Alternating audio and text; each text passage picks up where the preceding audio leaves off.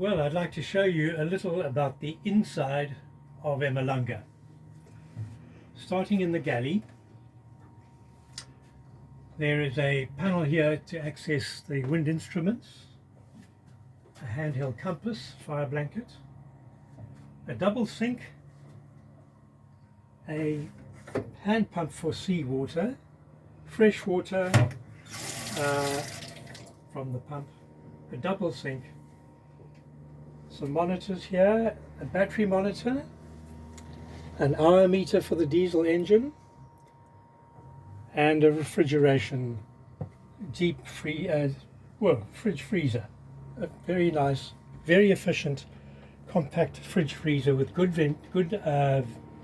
insulation.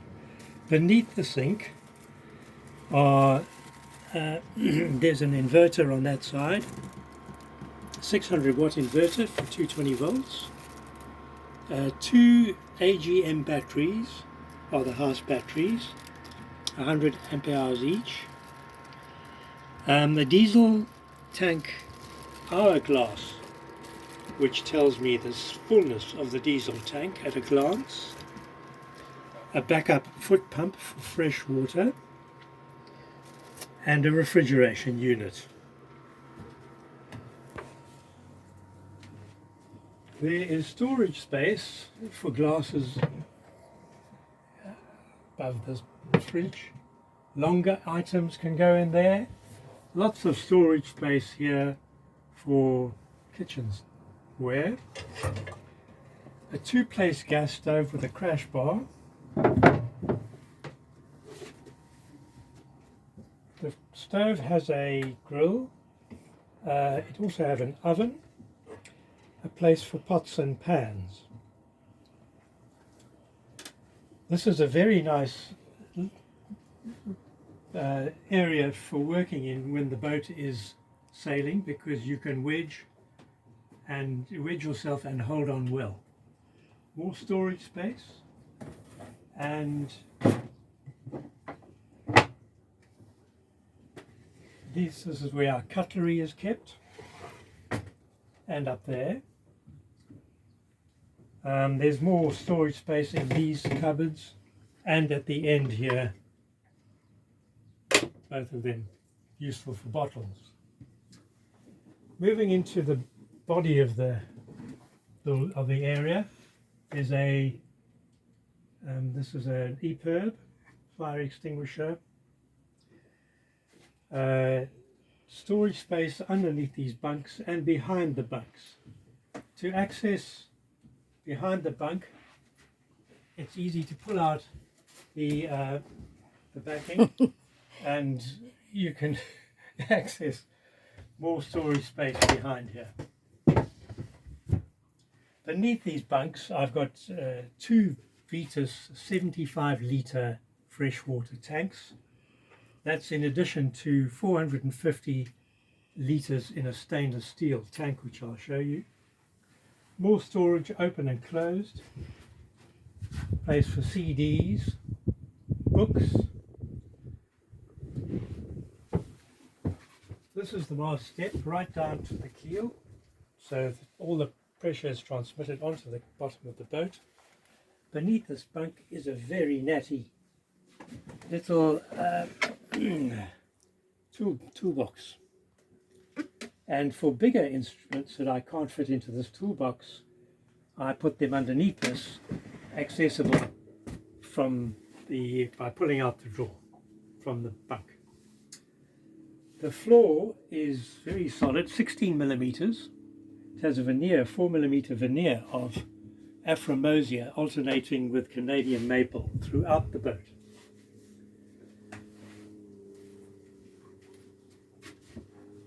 We have a barometer and a clock.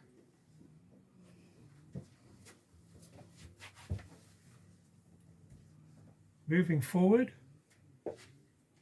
we have the heads, a typical marine toilet into a holding tank, an 85 litre holding tank.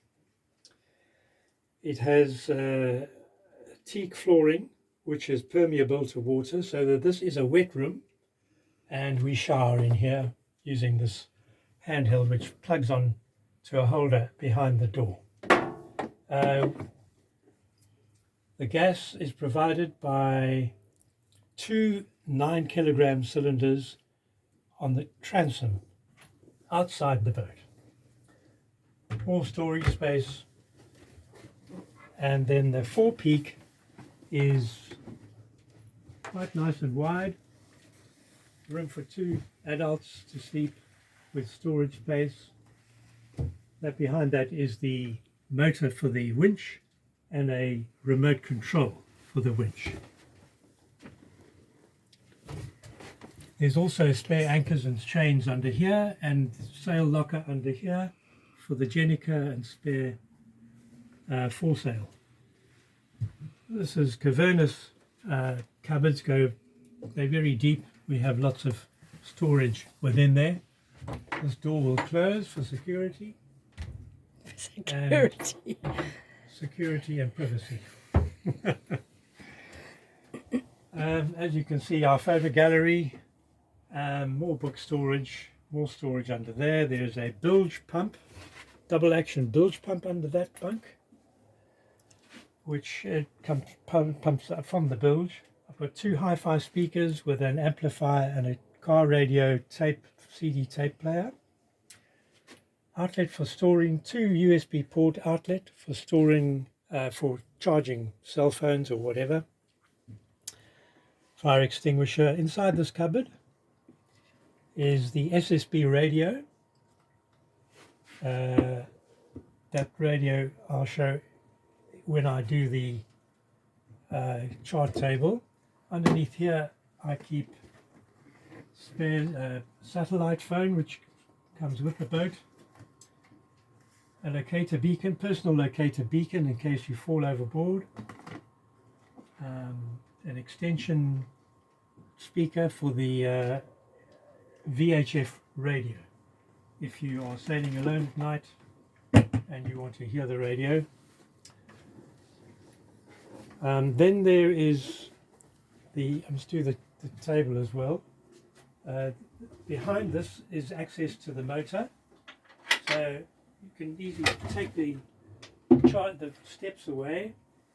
That's our shoe basket, a well insulated door and well insulated engine room, and this is my access to the engine room, commonly used, the most commonly used access. Can also be accessed from the cockpit floor and also from the lazarette, the big lazarette on the port side. Switch. Water, the water. Did you want to talk about the water? The water tank is behind here. This is the sight glass, so you can see our water tank, how full it is. I think that it's very full at the moment, and other storage areas. Right, and then I'll just put this back. It seals the engine noise quite effectively.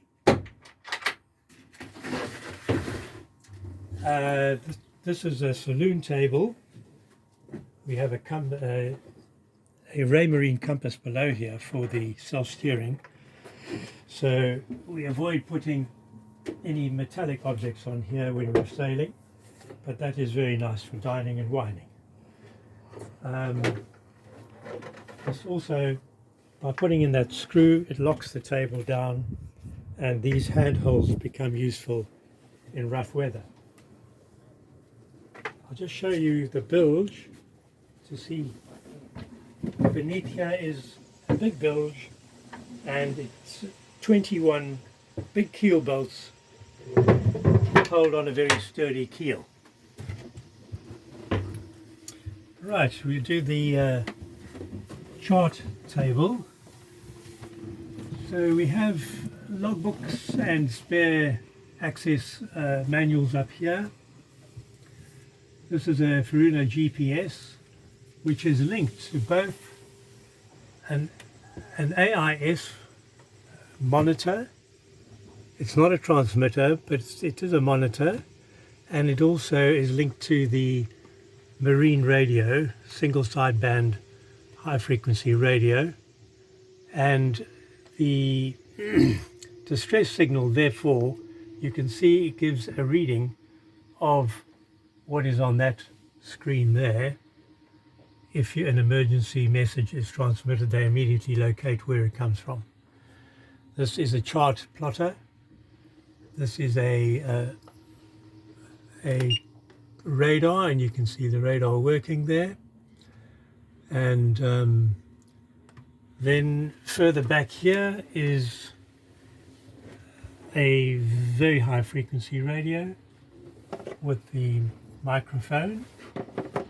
The control panel is here with all the trip switches labeled, and behind here every cable is labeled with a number, so one knows where it goes to, where it comes from. These little monitors just give you an idea of what the voltage is in the cranking battery, which is separate from the house batteries. And this tells you what is being drained from the house batteries at the moment. And with all these instruments on, that is why there's quite a bit being drained. There's also chargers here. I've got a double USB outlet charger here for cell phones. This can be swapped for this charger, which actually boosts the voltage up to 22 volts, variable. So between 16 and 22 volts to charge laptops. Storage space underneath here, and very nice access to charts behind this panel, and motor maintenance all is kept in these cupboards, and spares. And then there's a stoop through to the back cabin. To show you how easy it is to stoop through there.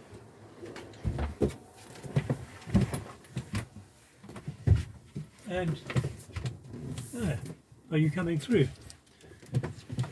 We haven't tidied up the back cabin, but you might as well have a look at it. We have room for a transverse bed here and a longitudinal bed there, with storage space behind. And in front, in this cupboard here, is an automatic tuner for the single sideband icon radio. So the boots are in the way, but there it is. And that's the control, the switchover lever for the gas cylinders, either left or right. And underneath this bunk is the quadrant for steering, with an arm for the tiller pilot to be connected. I think that's enough. It's easy to access. This is another route out. And then one's in the cockpit.